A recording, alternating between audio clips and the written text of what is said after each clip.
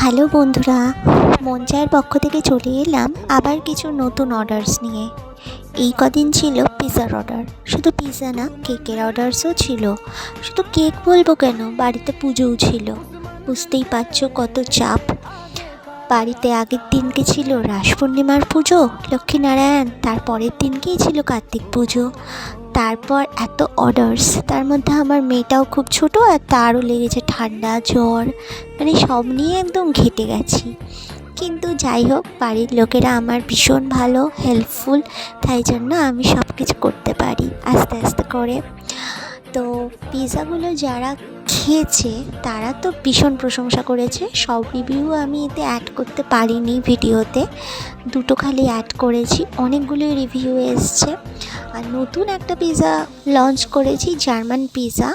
সেটা এতটাই সফট, তোমরা পরের ভিডিওতে দেখতে পারবে, তার রিভিউ তোমরা পেয়ে যাবে।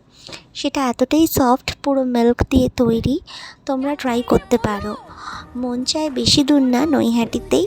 তোমরা যারা নৈহাটিতে থাকো, একটু ব্যারাকপুরও তোমরা যারা থাকো, তোমরা মন চায়ের থেকে ছোটোখাটো গেট টুগেদার বাড়িতে হলে জিনিস নিয়ে দেখতে পারো।